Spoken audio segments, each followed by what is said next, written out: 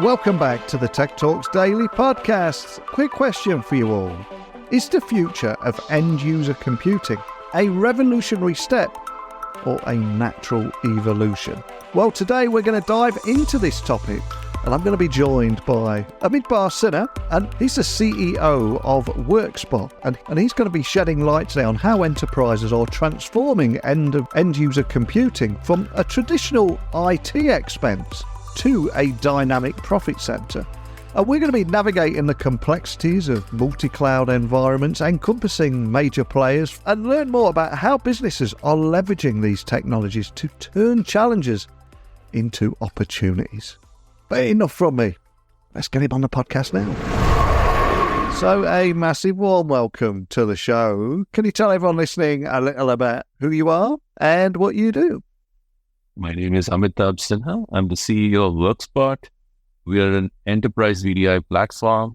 Our goal is to make VDI simple for enterprise customers.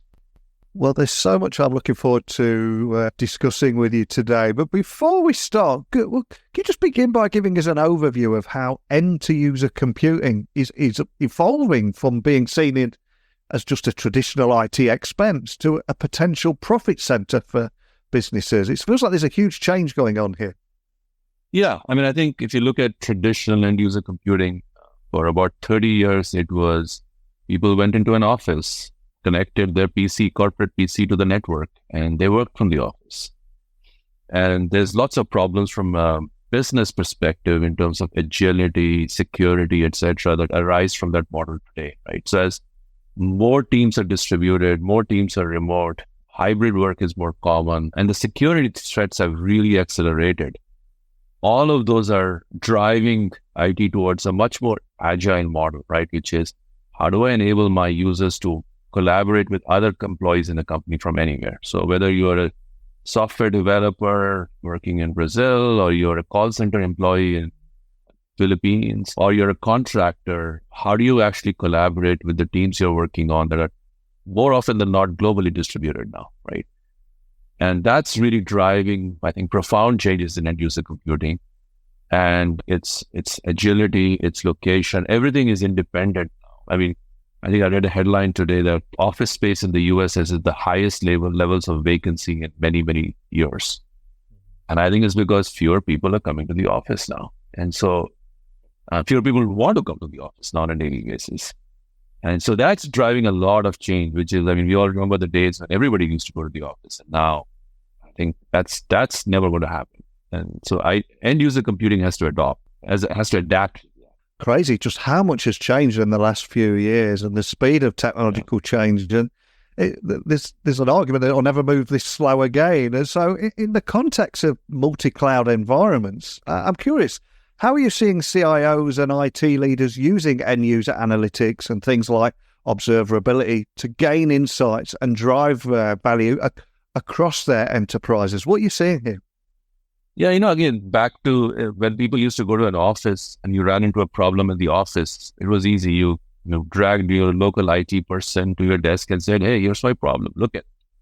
That's no longer possible, right? If your assets are running in one or more clouds, if you're working from a remote location, you don't have your friendly IT person in nearby. And so IT needs to now have much greater observability of what's going on with this particular end user, because your PC, your network, your environment is completely different from the next person's. And it's really crucial to have extreme amount of visibility into what's going on at an end user's level for you to keep that end user productive, right? So if an end user is not productive, that's tens of dollars, euros, pounds in losses every hour they don't work, right? Tens to hundreds. And so guaranteeing productivity for remote distributed teams is the highest order of priority. And in order to do that, you need to have the highest degree of visibility in order to do that. And so just as you look at the world being stretched out from end users no longer work in the office, applications, the data don't live inside the data center anymore, and you stretch these out, how do you get visibility into these massively distributed environments so that you can actually troubleshoot and find problems easily so that you can keep your end users productive? And before you came on the podcast, I was reading that you've mentioned in the past about the complexities of integrating on-prem, hybrid and cloud environments, especially with the major platforms from Azure to Google and AWS, etc. So from all the conversations that you're having with customers all over the world, what are the key challenges that IT leaders are facing right now, especially when it comes to integration, and how can they be effectively addressed? I think probably like all the integration challenges can be boiled down to one word, right? Which is cost predictability, right? 2 words, which is every platform is different. And there's all kinds of crazy combinations of infrastructure components at pricing variations, right? So you can rent them by the minute, by the hour, by the year, by 3 years. And there's dramatic differences in pricing, right? It could be up to 70-80% differences in pricing if you choose option 1 versus option 5. And how you integrate with Azure is different from how you integrate with Google, how do you integrate with AWS, and then capital expenses of doing it on-prem. And I think the choices you make determine the cost that you end up paying. And so in the old days, it was easier, right? Which is data center, you bought equipment, you put it in the data center, you know exactly how much you're paying for the data center, including the amount of dollars you were spending for power. That's no longer the case anymore, right? As you have these hybrid environments, your bills are variable on a monthly basis, and you can optimize it if you're careful to be much lesser than you were paying originally and be more flexible. But if you're not careful about it, you can actually overshoot your budget quite significantly also. So it's a double-edged sword right now, which is it's a much more complex environment where the choices you make can significantly change the variability in the cost structure that your organization has to bear. And if I look back to the old days when I was in IT, there was an almost transformation of IT going through a rebranding exercise where they no longer wanted to be seen as the business blockers, the guys that always say no, the guardians of the network, the people that take too long to deliver projects, to become business enablers. But what I love about what you're saying here is you're taking this to a whole other level here, and with that intriguing point that you raise in turning managing diverse cloud environments into profit. So can you tell me a little bit more about how businesses can achieve this transformation? So I think you're perfectly right from a business perspective. Done right, it can transform your businesses, right? Because in the old days, if you had a new project, it could take 3, 6, 9, 12, 18 months to get that project going. Now you can do it in weeks, 2 months, significantly better, 10x better. But in order to do that, you have to pick a trusted partner, because you can't really expect anybody to know how to do something in on-prem and 3 different cloud environments. And so you need a vendor who brings that expertise, either a consulting partner or a solution partner that brings that expertise to you to say, okay, for this particular solution, here's the choices that we have, and here's what we would recommend for you to do. And that's super important for IT to find that vendor, that consulting partner that has the expertise in the particular problem they're trying to solve. Because what you did in the past with one set of vendors may not translate into the next set of problems that the same partner needs to solve. So the opportunities are very large, which is you can have 10x increases in agility and responsiveness to business, but you have to take more help to get that done, because all the skill sets cannot ever happen on-prem. So IT has almost got to become a manager of solutions, if you will, right? Which is, hey, this particular problem can be best solved in this particular cloud or data center environment, and here's the partner I'm going to choose to go help me get that done. And so it's much more of how do I translate these business requirements into the technology choices I need to make, and how do I make them fast, because I can now. And when it comes to defining next gen in end user computing, we're familiar with hearing terms like revolutionary and game changer. These are the phrases that are often used. So how do you define these concepts in the realm of end user computing? And what would you say makes Workspot's approach different from other approaches out there? So if you think of end user computing, there are 2 different ways to do it right now, right? So most people today use a PC for business, for enterprise work, right? When it's a physical device that has the legacy of 30 years of Windows and PC manufacturing. And it's not a modern operating system, right? And the modern operating systems are like Android and iOS. and Chromebooks, right? And they're modern and they're designed to be more secure. They're designed to be more third-party friendly without relaxing security guidelines. So the PCs have a fundamental problem, which is they're increasingly more the attack vector, and like, how do you secure them? So what we do is enable our customers to solve for two big problems. I have hybrid employees and I have security concerns. So how do I move the software that runs on a PC into the cloud and make it available from any part of the world and in a more secure fashion? So a PC, for example, it would take you 3 months to sort of acquire, provision, and ship to an employee. And so it delays even new customer or new employee onboarding. You can't even get contractors up and productive because if you hire a contractor, it takes you 90 days to give them a PC. With what we do, which is a virtual desktop, it's instantaneous. It can be done in 15 minutes, right? Because it's just you're spinning up another virtual desktop in one part of the world. And so it fundamentally changes how agile IT can be because you don't have a physical asset you're constantly dealing with. It's virtual assets. Your employees can use their favorite device to connect to their PC. So they can use their MacBook, they can use their Chromebook. If you're very security conscious, you can give them a thin client to operate with. Like all of those are choices available to employees now. And so the fundamental thing is, how do you enable your employees to have the best experience so they can work from anywhere, on any device, and yet access a very secure corporate environment? And that's what we help with virtual desktops, because increasingly that solves the problem of hybrid work and security that PCs really can't solve as easily.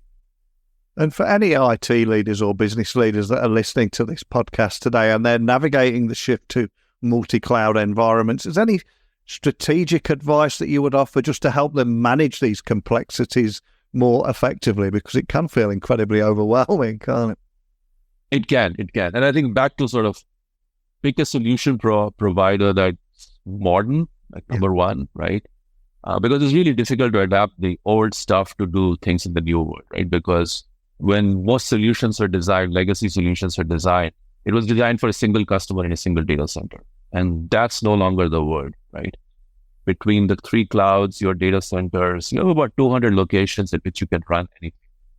So it's a fundamentally different architectural choice. So you need to go with a more modern solution. That's number one.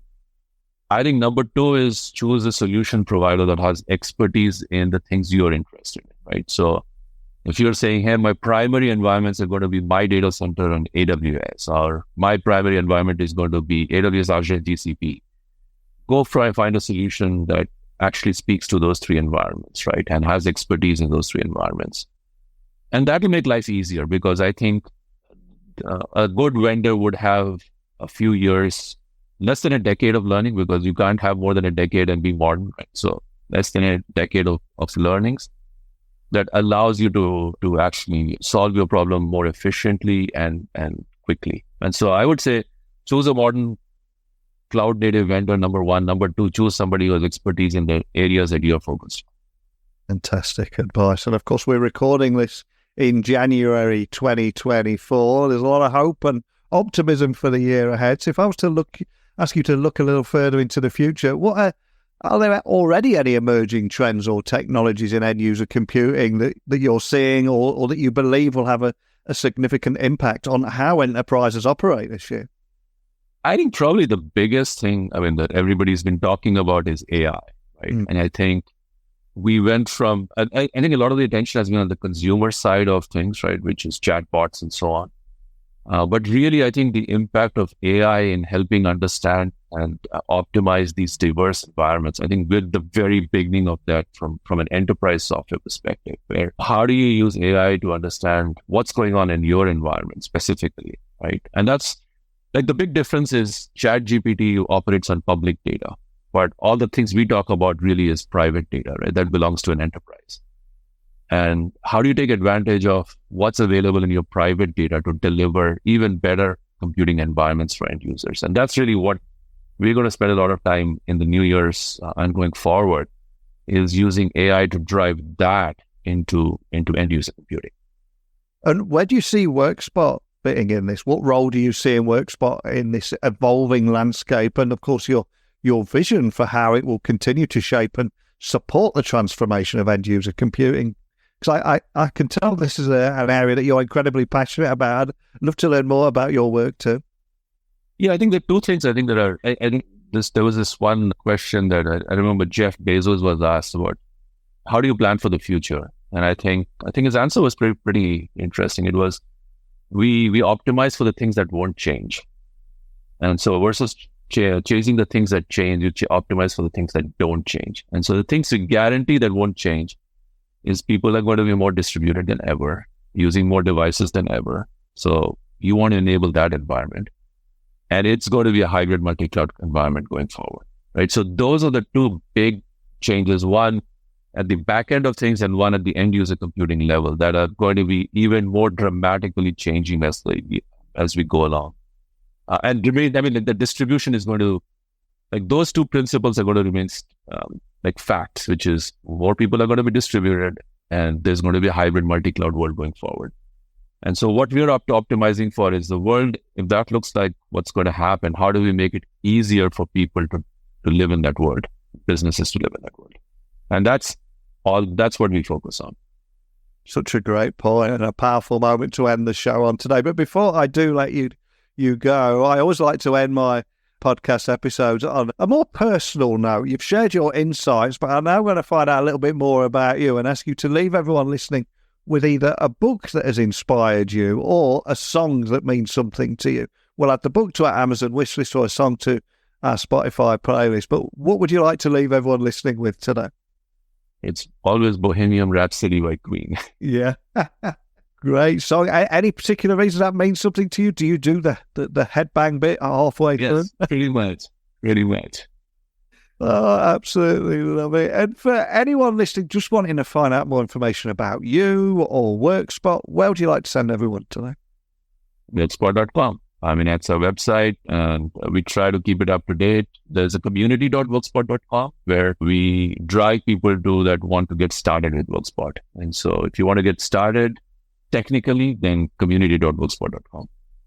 Awesome. Well, I'll get that link added to the show notes as well of a few other areas where people can find out more information about you and your team. I'd love chatting with you today around things like the challenge for IT leaders, given the complexities that come with running multiple different private and public clouds. I think it's something that every business leader can relate to right now, but I think you've really brought the topic to life today. So more than anything, though, just a big thank you for joining me and sharing your insights. Thank you. Thank you for this. So today we've journeyed through the intricate landscape of end-user computing, examining its transformation from a necessary cost to a potential profit generator. And I cannot thank today's guest enough for sharing his perspectives on multi-cloud end-user analytics, to the role of IT leaders and the role that they must play in harnessing these technologies. So much to ponder. And I think this episode once again proves that in the realm of business technology, innovation and adaptability are key to turning challenges into profitable ventures. But what does that look like in your organisation? What are you doing differently? What would you like to do differently? Is there anything you'd like to add to today's conversation? Well, as always, email me, techblogwriter@outlook.com. Join the conversation. Twitter, LinkedIn, Instagram, you can connect with me directly at Neil C. Hughes, but don't just send a connection request. Send me a DM. Tell me you listened to the show. Tell me what you like, what you didn't like, and anything in between. And if you'd like to sit down and have a conversation with me too.